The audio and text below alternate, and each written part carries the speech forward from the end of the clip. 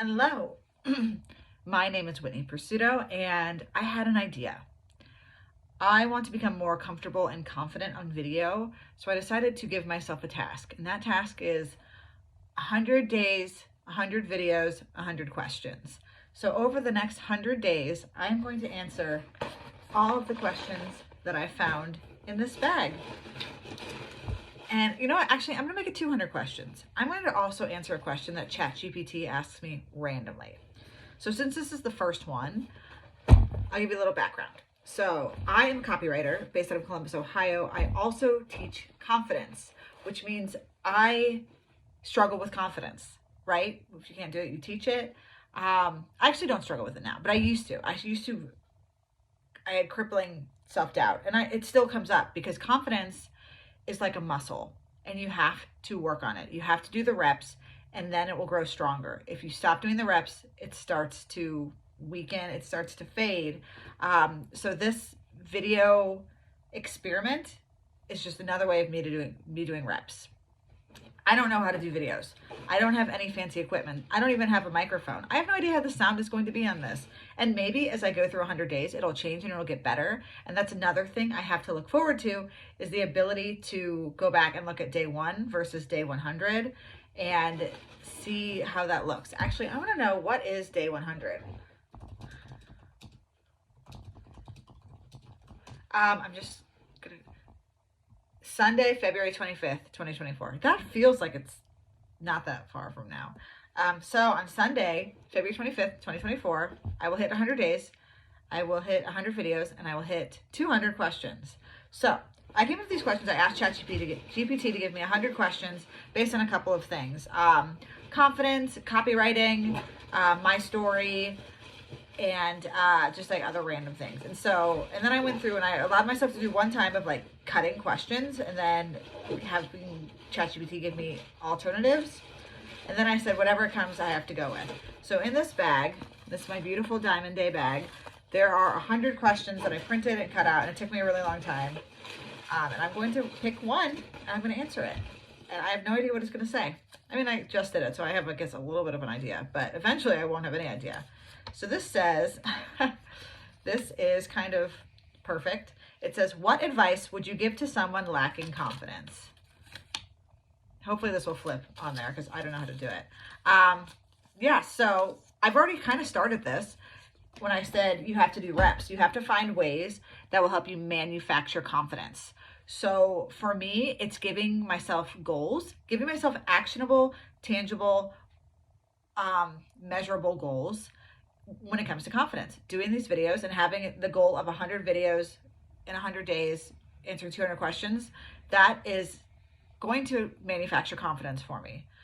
I don't know who's going to watch these, if anyone, but just the fact that I'm doing it, I know that video 67 is going to look different than video 1. I know that I'm going to kind of figure myself out and get into a flow state. And then the more I do it, the more the flow will come. This is not flow state. This is me kind of being terrified. So yeah, I do that with a lot of different things. It's finding what will motivate you versus what will cause you to be more scared. And it's taking the next right step to getting to the place you want to be, the place of confidence, versus trying to like throw everything at the wall and hoping something sticks, because then nothing will stick. An example would be, and it's sort of like Dan Nicholson's book, Rigging the Game, the closer versus more, principle. So if you want to be confident and you're like, I'm going to be confident, so here's what I'm going to do. I'm going to go to this conference. I'm going to talk to 10 people in the first hour. I'm going to wear a sparkly suit. I am going to stand up and talk.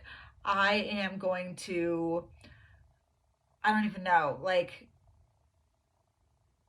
join a lunch table that is almost all the way full with strangers, and just like coming up with all these things, like a whole list of things that you're going to do to show off confidence and make yourself feel confident.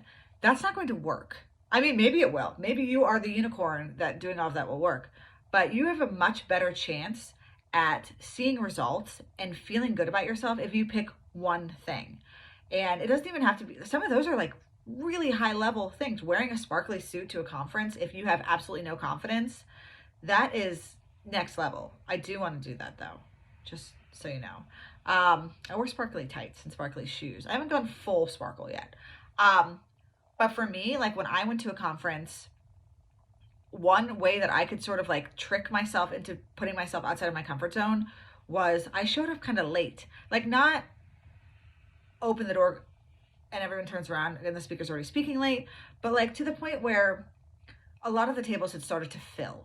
And so when I got in there, there weren't that many options. So I was forced to sit at a table and make new friends. And I made myself sit at this table and introduce myself to one person. And that was the whole thing. It was closer to my goal to be comfortable introducing myself to strangers and have that confidence talking about what I do.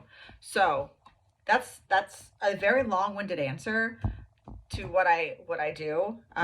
What was the question? What advice would you give to someone lacking confidence? It's one thing at a time. Don't try and do everything to change your life, one thing at a time. This video, I'm going to put it on my YouTube channel, which has 1 subscriber. I don't know how many subscribers I have. I don't know how to look at that even. Like that's how non-YouTubey I am. I'm trying to look at it as I'm speaking right now. View your channel. Let's see. What does it say? I have 2 subscribers. Look at that. I've got twice as many as I thought. I'm already doing something. Yeah, so the threat, like it's very like low hanging fruit, right? Because I can film this. I want to go live on YouTube, but you can't do it. You have to like wait 24 hours, but I didn't want to wait on starting this. So I just filmed this. But you can, sorry, my computer just went off. You can film something, you can put it on there, and then you can take it down. You can make it private. You can delete it entirely from the internet before anyone sees it. I just want you to say like, but the act of doing it is step 1. It's 1 step closer to your goal. So just start with 1. Don't try to do a million. All right, so now I'm gonna go to ChatGPT and pull another question. I wish I could like somehow show this to you, but like I said, that's not part of my wheelhouse right now. Maybe I'll do one of these on like a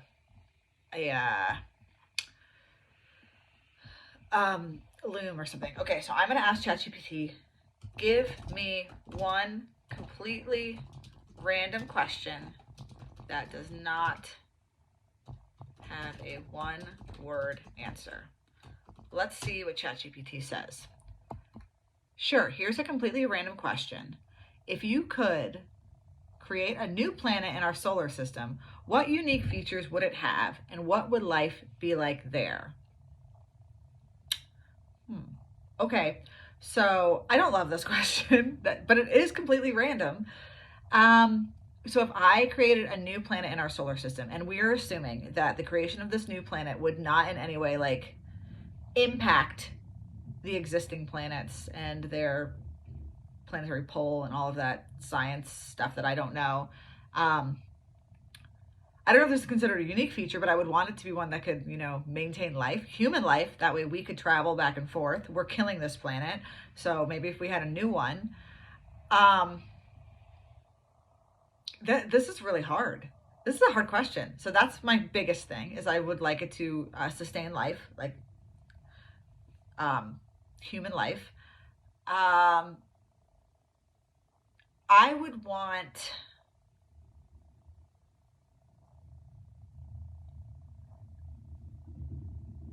like there to be something on the planet, like maybe like just it's unique. I'm gonna say it doesn't exist. Like I don't think it exists. Like portals almost, where you can like teleport from place to place. I think that would be a very cool feature for this planet to have. I don't know how to do it, but this planet is imaginary, and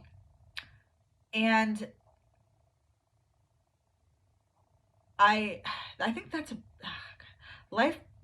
Hopefully, life would be better there.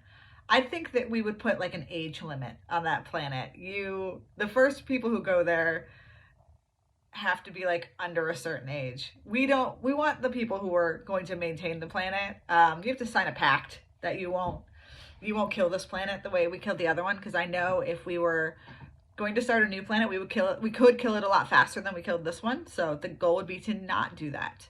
So maybe that's what life would be like. There would be a bunch of people who respect the planet and want to maintain its beauty. Maybe it's a vacation planet. I don't know. So I'm 10 minutes in. This is a longer video than I thought it was going to be, but I'm excited to get started. I'm very happy that you watched the whole thing, if you're listening here. And stay tuned, because there are 99 more days, 99 more videos, and 198 more questions. And that's going to get complicated for me, that math, but which is sad, but it will. Thanks for watching.